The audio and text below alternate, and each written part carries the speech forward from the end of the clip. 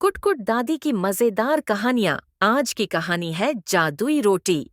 किसी गांव में एक बुजुर्ग दादी रहती थीं, जिनका नाम सब प्यार से कुट-कुट दादी रख चुके थे। उनकी कहानियां गांव के बच्चों को बहुत पसंद थीं। हर शाम बच्चे उनके घर के आंगन में बैठते और दादी एक नई कहानी सुनाती। आज भी बच्चे जमा हुए थे और दादी ने अपनी झुर्रीदार मुस्कान के साथ कहानी शुरू की। बहुत समय पहले की बात है। एक गांव में एक गरीब किसान और उसकी पत्नी एक छोटे से गांव में रहते थे।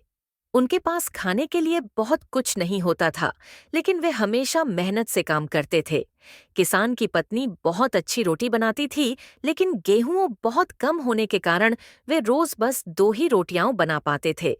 एक दिन जब किसान खेत से लौट रहा था, तो उसे एक बूढ़ी अजनबी औरत रास्ते में मिली। वह बहुत भूखी लग रही थी। किसान ने अपनी थैली में से एक रोटी निकाली और उस बूढ़ी औरत दे दी। बूढ़ी औरत ने आशीर्वाद दिया और बोली, तुम्हारे घर में आज से एक जादुई रोटी होगी। जो भी इसे खाएगा वह कभी भूखा नहीं रहेगा। लेकिन याद रखना, अगर किसी लालची ने इसे बिना जरूरत के खाया तो रोटी हमेशा के लिए गायब हो जाएगी। किसान को यकीन नहीं हुआ, लेकिन जब वह घर पहुंचा और अपनी पत्नी को सारी बात बताई, तो दोनों ने आजमाने का फैसला किया। उन्होंने रोटी तोड़ी और जैसे ही खाई, उन्हें ऐसा महसूस हुआ जैसे उन्होंने कई दिनों का भोजन कर लिया हो। धीरे धीरे गांव वालों को भी यह खबर लग गई। सब लोग किसान के घर आने लगे। कोई सच में भूखा होता, तो कोई बस जादुई रोटी का स्वाद लेना चाहता। किसान और उसकी पत्नी भूखों को खुशी खुशी रोटी खिलाते, लेकिन जो लालच में आते, उनके लिए रोटी गायब हो जाती। एक दिन गांव का सबसे लालची आदमी गब्बू सेठ वहां पहुंचा। वह सोने चांदी से सजा हुआ था, लेकिन फिर भी मुफ्त में खाना चाहता था।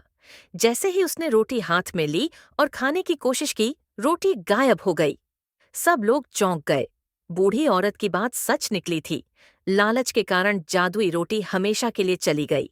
उस दिन के बाद किसान और उसकी पत्नी ने मेहनत और ईमानदारी से काम करना जारी रखा। गांव के लोगों को भी यह सीख मिली कि मेहनत और दया से ही असली सुख मिलता है और लालच का अंजाम बुरा होता है। दादी ने कहानी खत्म की और मुस्कुराकर बच्चों से पूछा, तो बच्चों, इस कहानी से क्या सीख मिली? बच्चे एक साथ बोले, लालच बुरी बला है और मेहनत और दयालुता से ही असली सुख मिलता है।